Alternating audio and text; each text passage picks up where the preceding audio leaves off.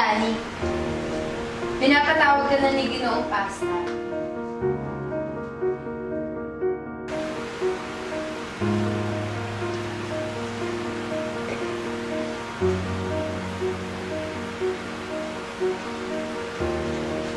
So Danny, ikaw pala yan. Upo ka. Hindi ko po sana sumang-ayon kayo kung sakaling sangguliin kayo ni Don Custodio. Mahal ko ang bayan, pero hindi madali mong manghimasok. Hindi po namin gustong magipit kayo, pero iisa lang ang adikain namin ng pamahalaan. Sa paraan lamang nagkaiba. Kahanga-hanga ang tumulong, ngunit kung pagtulong ninyo ay tanggapin na lamang ang kanilang pasya. Ang katarungan ay matibay, hindi ang lakas ng pamahalaan sa nasasakupan. Ang may papaya ko ay pabayaan silang gumawa. Pamahalaan para sa bayan. Ngunit sila ay tao rin na nagkakamay. Dapat natin silang pagkatiwalaan. May kasabihan tayo na ang hindi humihingi ay hindi pagkakalooban. Kaliwas yan, kahit hindi hinihingi, ay binibigay nila. Kaya para sa kanila, ang paghingi ay pagpapamukha na sila ay nagkukulang. Ipagpatawad nyo, kapag ang bayan ay humihingi ng mabuti, dapat matuwa ang pamahalaan. Ang bayan galit sa kanila ay hinihingi na lamang ang pagbibitaw nila. Mapanganib, binata. Ako ay naging alila ng mga praile. Natuto ako kahit walang guro. Sino mang nais matuto ay matututo. Subalit, ilan sa mga ibig matuto ang naging tulad mo. Isa sa 1,000. Bakit nakakalit pang humigit? Marami ng abogado at doktor. Ang kailangan ng bayan ay manggagawa at magsasaka. Totoo marami, ngunit may mga bayan ay wala nito. Hindi mapipigil ang kabataan sa kanilang pangarap. Ba, mga pangarap, kailangan. At tupagin ninyo ang panggagamot, hindi ang pakikialam sa mga bagay na may kinalaman sa bayan. Balang araw, pasasalamatan niyo rin ako. Kapag ako'y nagkaroon yan at inilingon ko ang paningin sa nakaraan na wala akong nagawa para sa bayan, sa akin, nagkupkup kundi para sa akin lamang. Ang mga uban ay nagsisilbing tinik sa akin lamang. Ikahihiya ko ito. Maalala na, ako'y inisa na.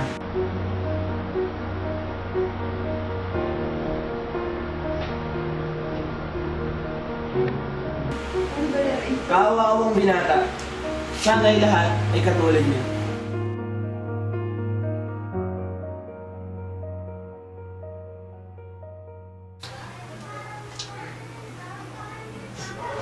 Hindi mayari-yari ang mga daungan, mabigat sa alakalan, hindi matapos-tapos. Isa ka lamang sa mga nagreklamo. Ang general ay nag-utos ng pag-iba sa bahay na Pawi. Parating na ang mga hiyero. Ngunit, ano yung pababayad ng mga may-ari? Gayong, puro mahihirap sila. Bilin mo ang bahay at kapag binawi ang kautusan, ay pagbili ng doble ang halaga. Yan ang kalakalan. Simon, usap tayo. Paalam, Don Tim. Ano ang sikretong sasabihin mo sa akin? Nung kuha ko, Lord Diamante, para asawa ko, sinungaling ako. Kita ko, Diamante, sa isang maganda babae. Bilang tulong niya, makilala lang niya, nobya niya sa akin para tulong. Kita ko malaki pera. Di ako dunong pili, kaya pakita ko ng Lord Diamante para tigil siya. Di siya kuha isa, kuha niya 3. Lang niya babae, tako Diamante, ubos pera ko. Ganyan talaga ang negosyo. Naisahan ka. Kamusta naman ang mga pangutang mo? Inyete, General, Sundalo, lahat sila utang sa akin, pero wala bayad.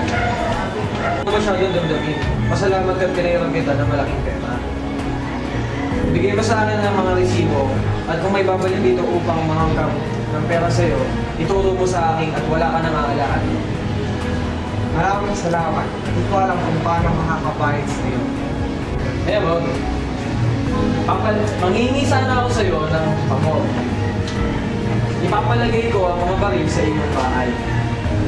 Di ba illegal yun? Hindi ka naman mauuwi. Kasi papalagay natin yun isa-isa sa iyong mga kapitbahay. Hindi ako tawag ng ibaga. Kung hindi ka papayag, magbabayad ka sa akin ng buong utang ko para ipambayad ko sa paglalagyan ng aking mga baril. O sige, pumapayag na ako sa restaurant mo.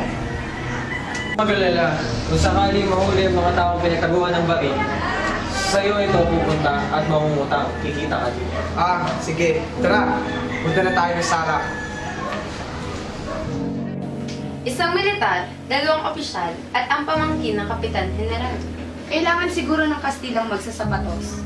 Ngunit bakit kailangan pag-aralan ang mga boto ng gwardya? Para ito sa kanilang kapakinabangan. Gastos lamang yan.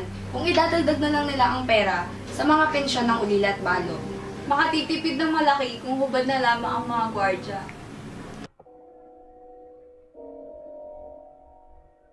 Tuwang-tuwa si Padre Camora sa dami ng mga nagkagandahang mga babae, kaya naman nakurot niya si Bensay. Dumating si Paulita kasama si Doña Victorina. Nababalisa si Isagani sa dami nakatingin sa mga tao. Parang sa bawat pagtitig ay nababawasan ang kagandahan ng kasintahan niya. At si Mr. Lid ang may-ari ng palabas na kaibigan ni Simon.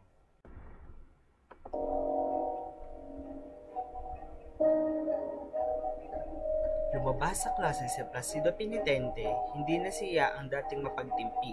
Galit na galit siya. Nais niyang gumawa ng 1,001 paghihiganti. Parang ibinubulong ng kanyang budi. Placido Penitente, ipakita mong ikaw ay may karangalan, na ikaw ay matapang at maginoo. Taga Batangas ka na ang paglait ay iuhusgahan ng dugo.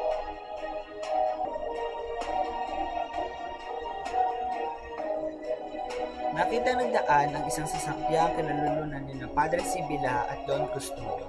Nais niyang habulin ang kura at ihagis sa ilog. Ginabi siya sa pagagala, walang natagpo ang kaibigan. Napatungo siya sa perya, nakita niya si Simon, sinabi niya dito ang nangyari sa kanya at ang hangad niyang pasa Hong Kong. Napatungo siya sa mag-aalahas. Mahigit 2 oras na nag-usap sa bahay ni Simon ang mag-aalahas at ang binata bago umuwi sa kaseran si Placido. Kinabukasan ay buong bait na nakikinig si Placido sa nangangaral na ina, hindi tumututol sa mungkahi nito. Ipinayo na lamang sa ina na bumalik na sa lalawigan kaagad dahil kung malalaman daw ng prokurador na naroon si Kabesang Andang, ay hihingian pa ito ng regalo at pamisa.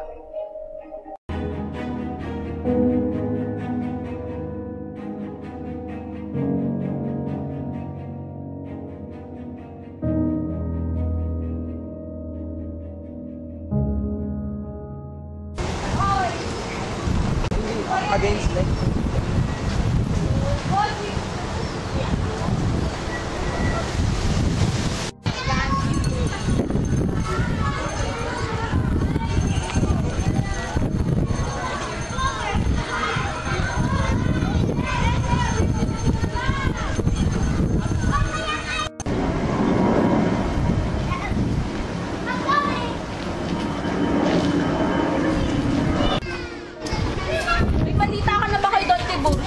Wala pa po akong balita sa akin. Tatawag akong gwardyang sibil, buhay man o patay. Hindi na ako mapag-ihintay ka sa luli.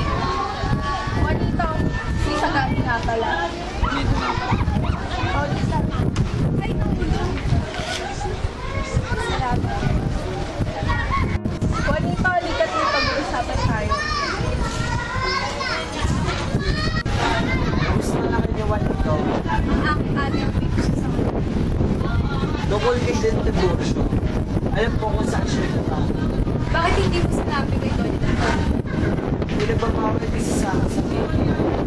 Kung nga pala sasabihin siya, paano sinabi ko sa iyo tungkol kay Dente Burso. Tungkol sa akademya yung pinaginapan namin, hindi pa na-aprobahan. Mga ating pinaganapan. Mahal na mahal ko ang bayan. Higit paano ng hindi nagdalaon ang mga mapulaan ay mapapalitan ng mga Kailan ba ako ako'y matanda? hindi. Marami nagbabago sa ilang taon lamang. Pangarap, mga pangarap. Ang dami kayong kaaway. Sabi na siya, kailangan mo na rin aling ng bayan. Marami nga kaming kalaban. Ngunit sa tulong ng inyong pagpalakas loob, papuri